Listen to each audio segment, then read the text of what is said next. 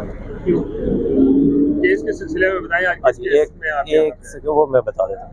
बिस्मिल्लाहिर्रहमानिर्रहीम। आज अडयाला जेल के अंदर 9 मई के 14 मुकदमात ज़ेर समाअत थे। मलक आसफ स्पेशल कोर्ट दहशतगर्दी की अदालत में, जिनमें समाअत हो चुकी है और वो 6 फरवरी के लिए एडजर्न हो गए। और आज खान साहब से हमारी मुलाकात भी हुई है, जिसमें हमारी जो मीडिया की टीम थी वो भी साथ थे, और उनको भी आप लोगों को भी उन्होंने पैगामात दिए हैं कौम के लिए। और जो ख़ास के पैगामात हैं जो मुझे अभी तक याद हैं, जो नहीं है वो आप सवाल करेंगे याद आ जाएंगे। सबसे पहले ये है कि जब इंसान कलमा पढ़ लेता है, ला इलाहा इल्लल्लाह पढ़ लेता है, तो वो हर एक खौफ से, डर से आज़ाद हो जाता है। और उन्होंने एक पैगाम दिया अपनी कौम को कि अब अगर आप हकीकी मानों में ला इलाहा इल्लल्लाह पर यकीन करने वाले हैं तो फिर हर किस्म के डर को दिल से निकाल लें, क्योंकि जब आप कलमा पढ़ लेते हैं तो उसके बाद भी अगर किसी का डर रखते हैं तो इसका मतलब है कि आप शिर्क कर रहे हैं। और डटे रहें, और आपका कप्तान डटा हुआ है। खान साहब का ये पैगाम था, कप्तान बिल्कुल नहीं टूटने वाला, कोई कॉम्प्रोमाइज़ नहीं करने वाला। और 8 फरवरी को सारे लोग निकलें, घरों से निकलें, और इंशाअल्लाह पीटीआई कामयाब होगी। और इलेक्शन के लिए भरपूर कैंपेन करें। जो जिन जिन लोगों को टिकट्स दे दिए गए हैं वही हमारे कैंडिडेट्स हैं। अगर कोई बंदा अफवाहें फैला रहा है कि ये नहीं, ये बिक जाएंगे, जो भी है, अभी जिनको टिकट्स दिए हैं यही हमारे पास ऑप्शन है, यही ऑप्शन बेहतरीन ऑप्शन थे। इनके अलावा किसी और को वोट नहीं देना। पूरी कौम इकट्ठी हो जाए, ये जंग सब ने मिलकर लड़नी है।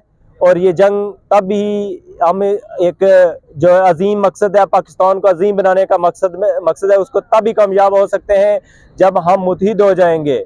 क्योंकि सबसे बढ़कर दुनिया में जो बुरी चीज़ है वो गुलामी है, और वो इस गुलामी से निजात पानी और हकीकी आज़ादी हासिल करनी है। जी हाँ जी, 6 फरवरी तक जो एडजर्न हो गया केसेस। अच्छा कदीर भाई, ये बताइएगा, जब खान साहब आ गए कमरा अदालत के अंदर वहाँ पर, तो जब वो खड़े होकर वो जज से क्या मुकालिमा कर रहे थे, हाई कोर्ट का उन्होंने सीसीटीवी फुटेज का उन्होंने जिक्र किया, हाई कोर्ट का उन्होंने जिक्र किया, उस हवाले से जरा बताइए। खान साहब जैसे ही कोर्ट रूम में आए तो जैसा बैठे हुए थे, सलाम करने के बाद उन्होंने कहा कि देखें मुझ पे ही जुल्म हुआ और एफआईआर मुकदमात भी मुझ पे ही बने।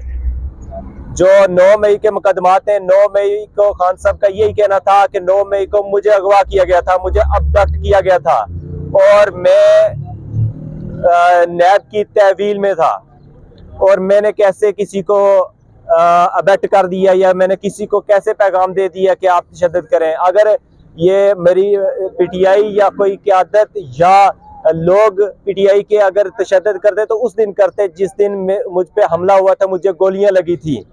तो 9 मई को तो मुझे इन्होंने अगवा कर लिया था, और इस चीज़ का सुप्रीम कोर्ट ने भी अपने फैसले में, उसके बाद जब सुप्रीम कोर्ट ने इमरान खान साहब को रिलीज़ करवाया था, और उन्होंने लिखा था कि इनकी गिरफ्तारी गैर कानूनी गिरफ्तारी है। जब गैर कानूनी गिरफ्तारी थी तो मुकदमात भी मुझ पे, ये कैसा इंसाफ है। जितने भी 9 मई के वाक़यात हुए, इसमें चाहे वो ख़ास करके इस्लामाबाद हाई कोर्ट का जहाँ से मुझे अबडक्ट किया गया था, उसकी सीसीटीवी वीडियो कहाँ गई है। उसके अलावा GHQ पे अगर अटैक हुआ है तो उसकी सीसीटीवी वीडियो कहाँ गई है। उसके अलावा कोर कमांडर लाहौर पे अगर अटैक हुआ तो उसकी सीसीटीवी वीडियो कहाँ गई है। उसकी मिसाल उन्होंने कोर्ट को ये दी है कि जब कैपिटल हिल्स पे हमला हुआ था तो वहाँ पे जो लोगों ने अटैक किया था तो उनको अरेस्ट किया गया था सीसीटीवी वीडियोस के ज़रिए। वो सीसीटीवी वीडियोस हमारे जो ये इंसिडेंट यहाँ पाकिस्तान में हुए 9 मई के जो उनको रिलेट किया जा रहा है, उनकी सीसीटीवी वीडियोस कहाँ गई है। और एक और उन्होंने सवाल किया है कि जो उसके अंदर कुछ मशकूक लोग थे हमारी नज़र में, जो लीड कर रहे थे लोगों को, क्योंकि लोगों को तो नहीं पता होता, लोग तो किसी के साथ ही चल सकते हैं अपने लीडर की मोहब्बत में। तो वो जो लोग थे मशकूक लोग, वो कौन थे, किधर गए, वो कौन लोग थे, उसके बारे में कोई पता नहीं है, क्योंकि सीसीटीवी वीडियोस ही सामने नहीं आई हैं आज तक।